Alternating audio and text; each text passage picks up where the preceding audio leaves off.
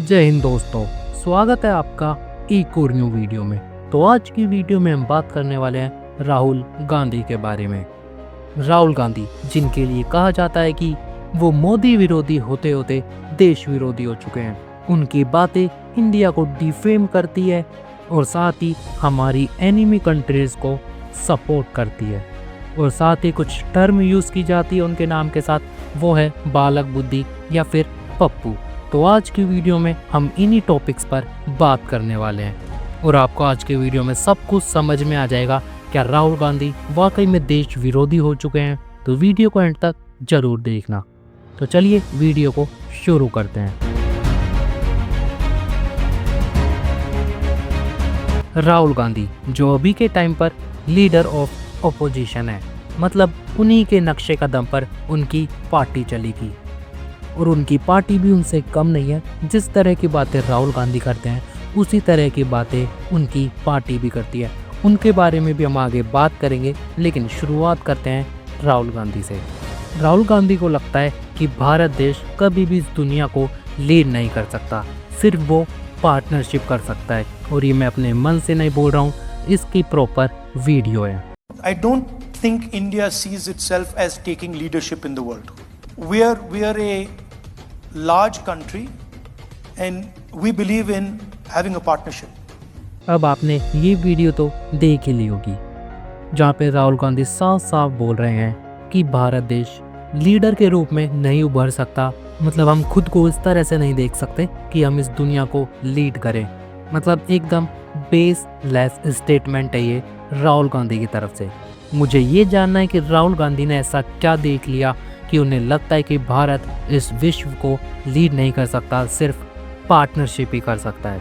मुझे ऐसा लगता है कि अभी के टाइम पे भले ही हम इतने सक्षम ना हो कि हम इस विश्व को, इस वर्ल्ड को लीड कर सके, लेकिन इन फ्यूचर हम जिस तरह से ग्रोथ कर रहे हैं, पक्का इस चीज़ की गारंटी दे सकता हूँ मैं कि हम विश्व को ज़रूर लीड कर सकते हैं। हमारा कल्चर एक रिच कल्चर रहा है और अभी भी एक रिच कल्चर है और हम दोबारा उस रिच कल्चर की तरफ ही जा रहे हैं, क्योंकि बीच में हम उस रिच कल्चर को छोड़ चुके थे। हमने धीरे धीरे विदेशी सभ्यताओं को अपना लिया था। तो इस चीज़ की तो मैं गारंटी दे सकता हूँ, अगर जिस तरह से ग्रोथ हो रही है तो पक्का हम इस विश्व को लीड कर सकते हैं। अब ये चीज़ें देख के तो ऐसा ही लगता है कि राहुल गांधी देश विरोधी है। वो देश को कभी भी ऊंचा उठता हुआ देखते ही नहीं है, वो हमेशा देखते हैं नीचा या फिर किसी के साथ चलना। तो ऐसी सोच रखने पर तो लोग यही सोचेंगे कि राहुल गांधी देश विरोधी है, जो कि उनकी बातों से कभी कभी लगता भी है।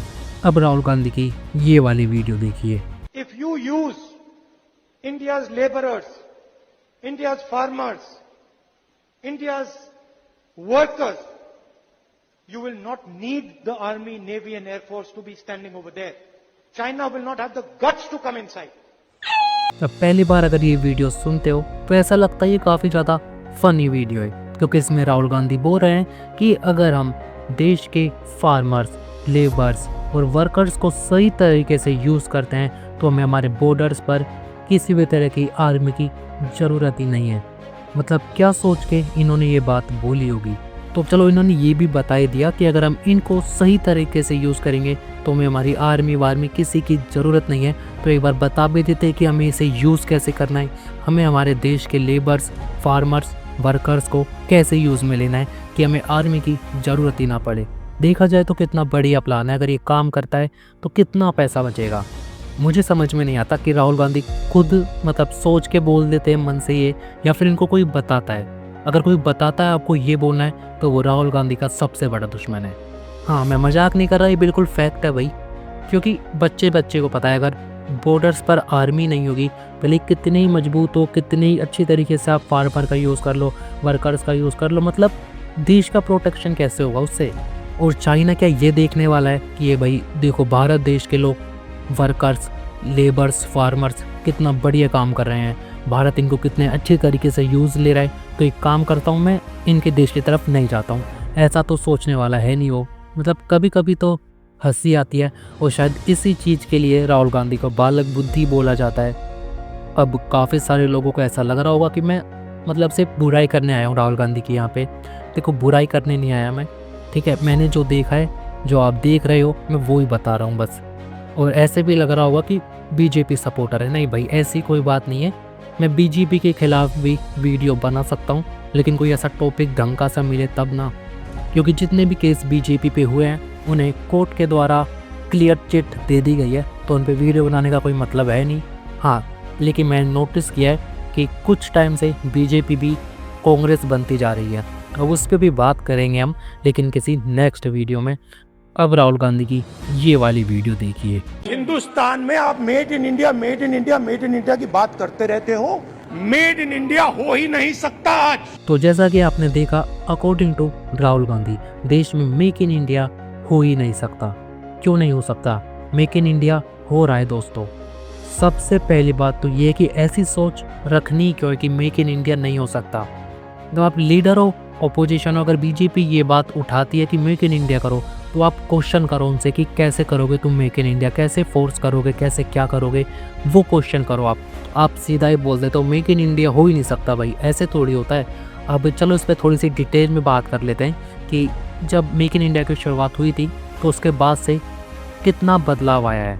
तो मेक इन इंडिया 25 सितंबर 2014 को लॉन्च किया गया और इसका मकसद था मैन्युफैक्चरिंग का शेयर जीडीपी में बढ़ाना, ज़्यादा एम्प्लॉयमेंट जनरेट करना, इंपोर्ट डिपेंडेंस कम करना और देश में ही चीज़ें बनाना, फॉरेन इन्वेस्टमेंट मतलब एफडीआई को अट्रैक्ट करना, और भी काफ़ी सारी मकसद से मेक इन इंडिया को लॉन्च किया गया था।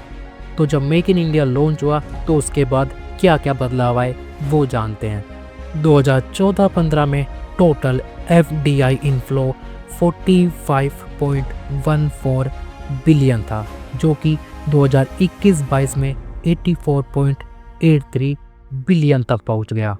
2014 से मार्च 2024 तक 667.41 बिलियन का एफडीआई अट्रैक्ट हुआ, जो पिछले 24 सालों के एफडीआई का 67% है। इंडिया ने डूइंग बिजनेस रैंकिंग में 142वें स्थान से जंप किया सीधा 63 पर, और रिपोर्ट्स के मुताबिक अब इंडिया में 99% फ़ोन लोकल मैन्युफैक्चर होते हैं।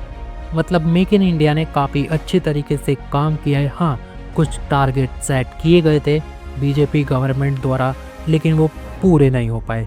जैसे कि 2013-14 में जो मैन्युफैक्चरिंग का शेयर था वो था 16.7%, या बोल सकते हो कुछ जगह पर 17.3% है, जो कि 2023-24 में भी इसी के आसपास है, मतलब 17.3% के। और एम्प्लॉयमेंट ग्रोथ जितना सोचा गया था उतना उठा नहीं। तो मतलब काफ़ी सारी चीज़ों में हम वैसे के वैसे ही हैं, लेकिन काफ़ी सारी चीज़ें हैं जिनमें काफ़ी ज़्यादा ग्रोथ आई है। तो ठीक है, हमें ये तो पता चल गया मेक इन इंडिया वर्क कर रहा है। हाँ, काफ़ी जगहों पर उसे जिस हिसाब से वर्क करना चाहिए था उससे काफ़ी स्लो है, लेकिन एटलीस्ट ये वर्क तो कर रहा है। कोई ऐसे तो नहीं बोल रहा कि मेक इन इंडिया हो ही नहीं सकता।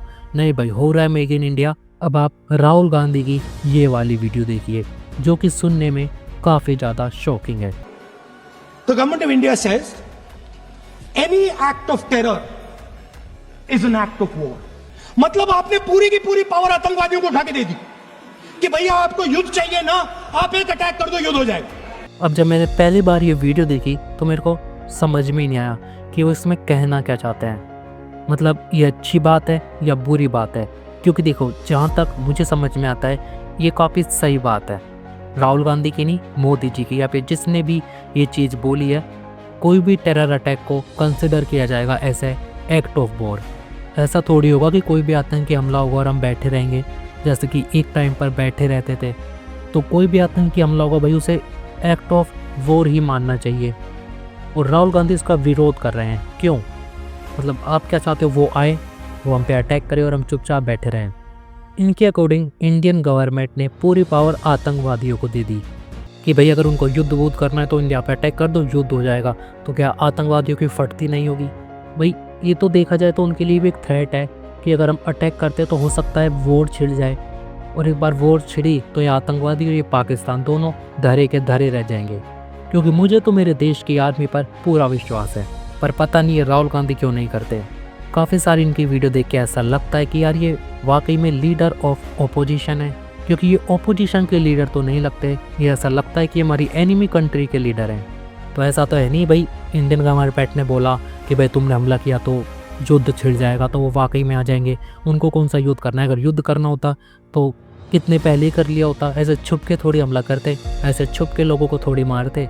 लेकिन कोई नहीं, वही बात है, राहुल गांधी की बातें हर कोई नहीं समझ सकता। अब एक ये वीडियो देखिए, जब इसको मैंने पहली बार देखा तो मुझे समझ में नहीं आया कि राहुल गांधी कहना क्या चाहते हैं। मोदी जी कहते हैं हिंदू इंडिया, हिंदू इंडिया कहते हैं। 50% हिंदू तो आप हो। अगर हिंदू इंडिया है और 50% आप हो तो मीडिया में आपका एक आदमी क्यों नहीं है? ओके, तो इस पे कुछ बात नहीं करने वाले हम। आपको समझ में आया हो तो कमेंट में बता देना, क्योंकि मेरे को तो नहीं आया। और अब एक तरफ राहुल गांधी बात करते हैं कि उनको इस देश की डेमोक्रेसी को बचाना है, इस देश के लोकतंत्र को बचाना है, इसलिए वो वोट चोरी जैसे मुद्दे को उठाते हैं।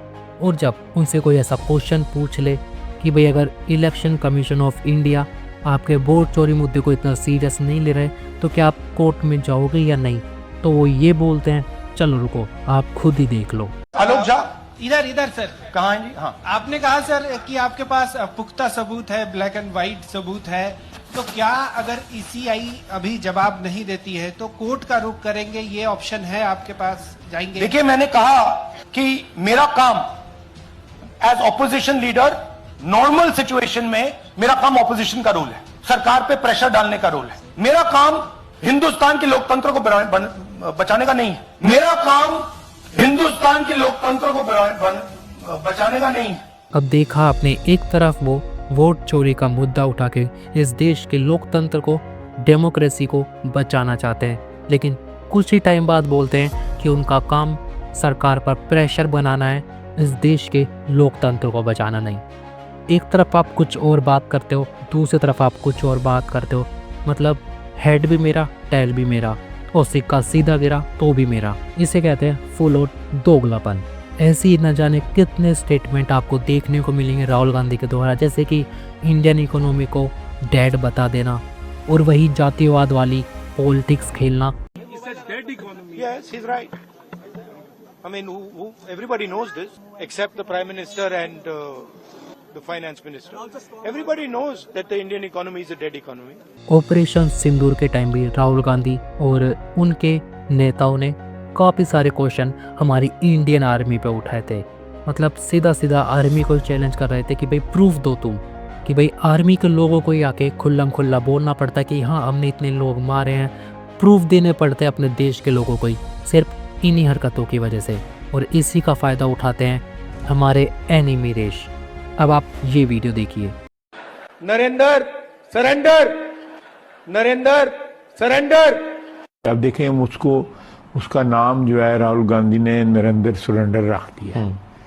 तो इससे ज़्यादा किसी नेशनल लीडर की जो है मिट्टी कितनी पलीद मैंने नहीं होते देखी, कम से कम जो है एक एक्सेप्ट किया जा रहा है इंडिया में कि ये सरेंडर जो है ये मोदी ने एक किस्म का किया है। अब आप देखिए पाकिस्तानी डिफेंस मिनिस्टर को कितना आसान हुआ जवाब देना कि भाई यहाँ देखो, उनको तो ओपोजिशन लीडर भी बोल रहे हैं कि मोदी ने सरेंडर किया, ये भी किया। देखो यहाँ पे मोदी ने सरेंडर नहीं किया, तो इस देश के लोगों ने सरेंडर किया, इस देश की इंडियन आर्मी ने सरेंडर किया। इसका मतलब ये निकल के आता है, वो आके आपको प्रूफ दे चुकी है कि भाई देखो हमने ये उखाड़ दिया पाकिस्तान का। उसके बाद भी आप ऐसी चीज़ें करते हो जो कि काफ़ी ज़्यादा शेमफुल है। और साथ ही ऐसे ही इनके कुछ नेता जो कि 26/11 को सक्सेस बताते हैं और ऑपरेशन सिंदूर के लिए बोलते हैं कि वो और भी अच्छा हो सकता था। Operation Sindoor could have been better. 26/11 Success. What we did. After that success. और कुछ नेता ऐसी बात करते हैं, मतलब मीडिया में बैठकर, कि भाई जब जो नासा के साथ इसरो का जॉइंट मिशन हुआ था तो उसमें सौरभ शुक्ला को क्यों भेजा गया, उनकी जगह किसी दलित को भेजना चाहिए था। पहले राकेश शर्मा भेजे गए तो उस समय SC ST OBC के लोग इतना पढ़े लिखे नहीं थे। इस बार मुझे लगता है बारी थी किसी बैकवर्ड को, किसी दलित को भेजना चाहिए था। कोई परीक्षा तो देके गए नहीं कि नासा में कोई परीक्षा कंडक्ट किया, उसके बाद में इनका सिलेक्शन हुआ। तो किसी दलित ओबीसी को भी शुक्ला जी की जगह पर भेजा जा सकता है। आप यहाँ पर भी मतलब ये जातिवाद वाली राजनीति खेल रहे हो, मतलब मजाक चल रहा है क्या? ज़्यादा कुछ नहीं तो जो इनके और भी नेता है वो हमारे ऑपरेशन सिंदूर पर ही सवाल उठा देते हैं। ऑपरेशन सिंदूर नाम सुनने में देशभक्ति का लगता है, लेकिन असल में ये सिर्फ मीडिया पर किया सरकार का एक तमाशा था। कोई नहीं बता रहा है कि इस ऑपरेशन में हासिल क्या हुआ, कितने आतंकी पकड़े गए, हमारे कितने फाइटर जेट्स गिराए गए, कौन जिम्मेदार है, कौन किसकी गलती है। मतलब ऑपरेशन सिंदूर को तो मीडिया में एक तमाशा बता दिया जाता है कि ये तो यूं ही है, कुछ असलियत में ऐसा कुछ नहीं है भाई, ये तो यूं ही चलता फिरता एक खेल था बस। और इनके जैसे काफ़ी लोग हैं, ये अकेले ही नहीं है, काफ़ी सारे लोग ऐसे हैं जो कि बोलते हैं कि प्राइवेट सेक्टर में रिजर्वेशन लाओ। क्यों लाओ भाई? प्राइवेट सेक्टर में क्यों? क्या कोई भी कंपनी ये चाहेगी कि रिजर्वेशन के दाम पर उनकी कंपनी में लोग आए? कोई प्राइवेट कंपनी ये नहीं चाहेगी भाई। उनको तो वो चाहिए ना जो उस काम के लिए एलिजिबल हो, जो उस काम के लिए सक्षम हो, वो तो वैसे ही लोगों को चुनेगी। अगर प्राइवेट सेक्टर में आप रिजर्वेशन ला दोगे तो जो बाहर की कंपनियाँ जो बाहर से इन्वेस्टमेंट कर रही है वो तो चले जाएगी। उनको क्या काम है भाई? ये वीडियो देखिए जिसमें कन्हैया लाल जो भी नाम है उसने ये बात छीली है। अंबेडकर जी जो कहते हैं उसको मोदी जी को दम है, मोदी जी को दम है, मोदी जी को औकात है, तो मोदी जी जो है अंबेडकर के सिद्धांत को लागू करें और निजी क्षेत्र में भी आरक्षण की व्यवस्था करें। और अब आप बोलने का तरीका देखिए, मतलब फुल ऑन औकात पे बात आ गई। और लोग बोलते हैं कि हमारे देश में डिक्टेटरशिप है। अगर डिक्टेटरशिप होती तो क्या कोई इस तरीके से बोल पाता? आयोग ये चीज़ें देख के आपको समझ में आ गया होगा कि क्या वाकई में राहुल गांधी देश विरोधी हैं, बालक बुद्धि हैं। क्योंकि मैं मेरी तरफ से कुछ नहीं बोलने वाला या फिर हाँ में हाँ नहीं मिलाने वाला, ये आपके ऊपर छोड़ता हूँ मैं। तो ठीक है, उम्मीद करता हूँ आपको वीडियो पसंद आई होगी। पसंद आई तो लाइक, कमेंट, शेयर, सब्सक्राइब जरूर कर देना ऐसी मोर वीडियोज़ के लिए। तो मिलते हैं किसी नेक्स्ट वीडियो में, तब तक के लिए जय हिंद, जय भारत।